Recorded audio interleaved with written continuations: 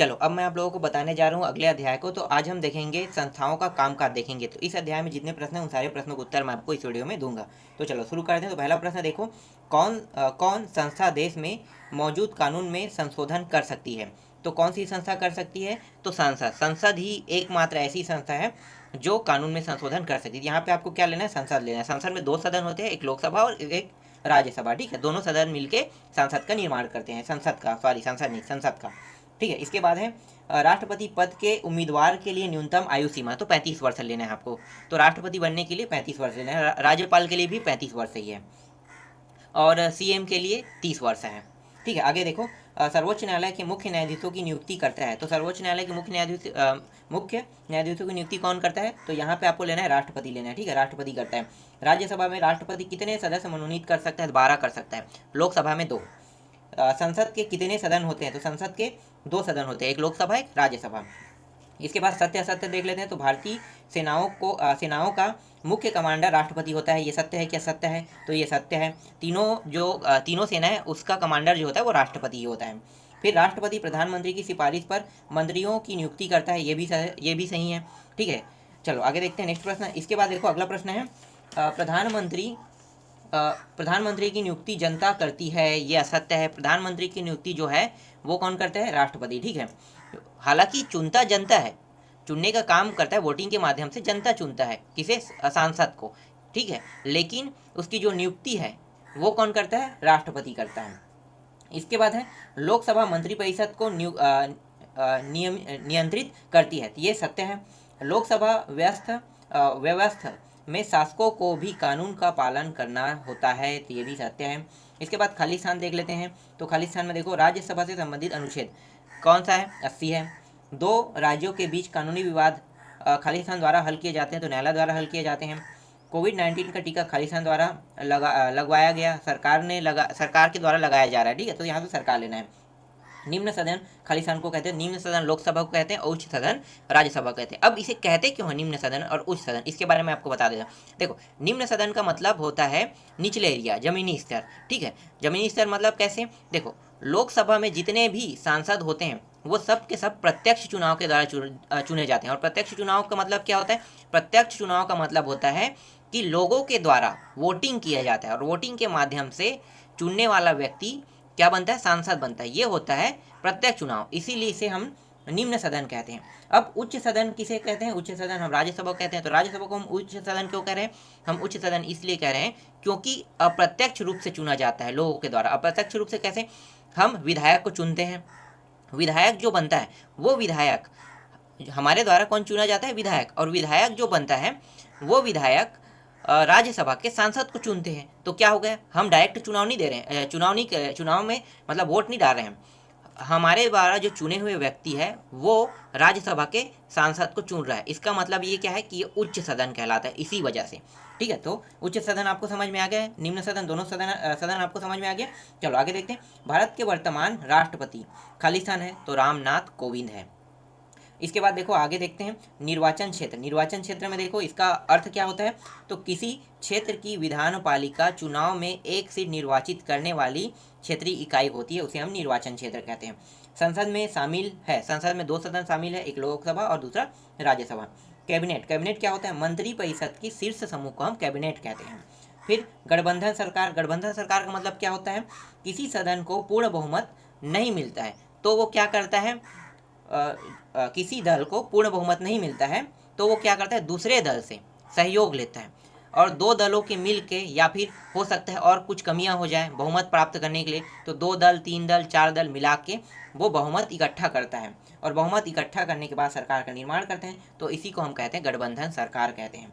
फिर 5वां है समय पूर्ण न्यायाधीशों को पद से हटाया जा सकता है। कैसे हटाया जा सकता है? तो महाभियोग लगा के। ठीक है, महाभियोग ही प्रक्रिया एकमात्र ऐसा है जो समय पूर्ण न्यायाधीशों को पद से हटाया जा सकता है। चलो आगे देखते हैं, सही जोड़ी मिलाइए देख लेते हैं। पहला प्रश्न देखो, लोकतांत्रिक व्यवस्था। तो यहाँ पे आपको लेना है कायदे कानून को मानना लेना है। उसके बाद दूसरा है मुख्य न्यायाधीशों की नियुक्ति। मुख्य न्यायाधीशों की नियुक्ति जो है वो राष्ट्रपति करता है। इसके बाद है सर्वोच्च न्यायालय को आपको लेना है देश के न्यायिक प्रशासन को लेना है। ठीक है, इसके बाद है मध्य प्रदेश उच्च न्यायालय जो है वो जबलपुर में है। सुप्रीम कोर्ट के न्यायाधीशों का कार्यकाल होता है 65 वर्ष के लिए होता है। अब देख लेते हैं कार्यपालिका। कार्यपालिका क्या होता है? कार्यपालिका जो है वो है, कार्यपालिका प्रशासन को सुचारू रूप से चलाने के लिए सभी प्रशासनिक तथा नीति संबंधी निर्णय लेती है। विधायिका द्वारा निर्मित कानूनों को अमली जामा पहनाने के लिए वह महत्वपूर्ण पदों पर कर्मचारियों व अधिकारियों की नियुक्ति करती है। प्रशासन को चलाने के लिए सभी आवश्यक विभागों की स्थापना भी कार्यपालिका करती थी। ये होता है कार्यपालिका।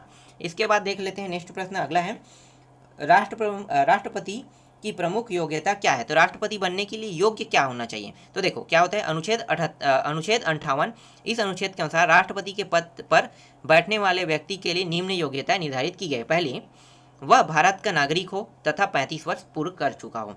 दूसरा है, वह लोकसभा का सदस्य निर्वाचित होने की योग्यता रखता हो तथा पागल व दिवालिया ना हो। तो देखो जो 35 वर्ष पूर्ण कर चुका है वो तो 100% की लोकसभा के सदस्य बनने की योग्य बन चुका है, मतलब 25 साल से ऊपर हो ही गया है। चलो आगे देखते हैं। इसके बाद किसी न्यायालय द्वारा किसी न्यायालय द्वारा सजा प्राप्त ना हो तथा किसी लाभ के पद पर आसीन ना हो। ठीक है, ये भी योग्यता होना चाहिए उसके पास। इसके बाद है अनुच्छेद 60, राष्ट्रपति सर्वोच्च न्यायालय के मुख्य न्यायाधीश के समक्ष पद एवं गोपनीयता की शपथ लेता है। तो ये सब चीज़ क्या है, राष्ट्रपति के प्रमुख योग्यता है। ठीक है, चलो आगे देखते हैं। संसद के कौन से सदन हैं? तो संसद के कौन से सदन हैं? तो संसद के 2 सदन हैं, एक होता है लोकसभा और दूसरा है राज्यसभा। लोकसभा और राज्यसभा के बारे में मैंने आपको बारीकी से बताया है। फिलहाल आप यहाँ पे आंसर देख सकते हो, ठीक है, लोकसभा और राज्यसभा के बारे में।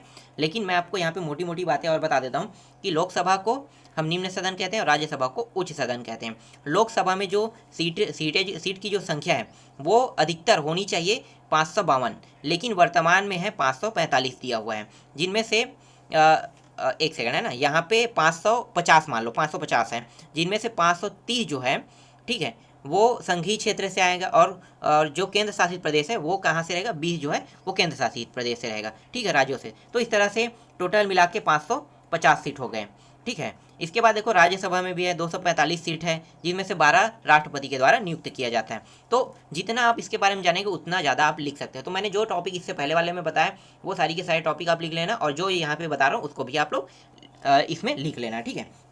तो इससे क्या होगा, आपको अच्छे से नंबर मिल जाएगा। इसके बाद नेक्स्ट प्रश्न देखो, अगला प्रश्न क्या है, मंत्री कितने प्रकार के होते हैं? तो मंत्री 3 प्रकार के होते हैं। एक होता है कैबिनेट मंत्री, दूसरा होता है राज्य मंत्री, और तीसरा होता है राज्य मतलब उप मंत्री होता है, जो राज्य मंत्री के अंदर काम करता है, ठीक है। अब तीनों के बारे में जान लेते हैं थोड़ा थोड़ा।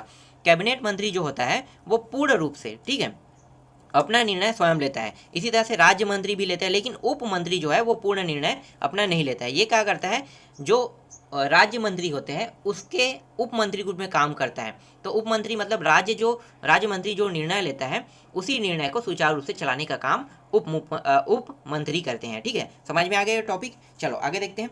भारत के साथ प्रधानमंत्री के नाम लिखे। तो भारत के साथ प्रधानमंत्री मतलब यहाँ पे टॉपिक गलत हो गए, भारत के प्रधानमंत्रियों के नाम लिखे या भारत के साथ प्रधानमंत्रियों के नाम लिखे, ऐसा कुछ हो गया। तो मैं पूरा प्रधानमंत्री के नाम दे देता हूँ। देखो पहला जो है जवाहरलाल नेहरू था, दूसरा जो है जवाहरलाल नेहरू के बाद मृत्यु होने के बाद गुलजारीलाल नंदा है, ये जो ऋणी है लेकिन कार्यवाहक के रूप में काम किया, ठीक है, कार्यवाहक को आप छोड़ देना। दूसरा मान लो लाल बहादुर शास्त्री, ठीक है। तीसरा है इंदिरा गांधी, चौथा मोरारजी देसाई, पांचवा है चौधरी चरण सिंह, छठवा है राजीव गांधी, सातवां है विश्वनाथ प्रताप सिंह, फिर 8वां चंद्रशेखर बना था, फिर 9वां में PV नरसिम्हा राव, 10वां में अटल बिहारी, 11वां में HD देवगौड़ा, फिर 12वां में इंद्र कुमार गुजराल, फिर 13वां में मनमोहन सिंह, और 14वां में अभी जो वर्तमान में है वो है नरेंद्र मोदी। तो इस तरह से मैंने पूरा का पूरा जितना भी प्रधानमंत्री थे वो सभी प्रधानमंत्रियों के नाम आपको दे दिया। तो इस तरह से ये भी अध्याय कंप्लीट हो गया। इसके बाद हम लोग नेक्स्ट अध्याय को देखेंगे।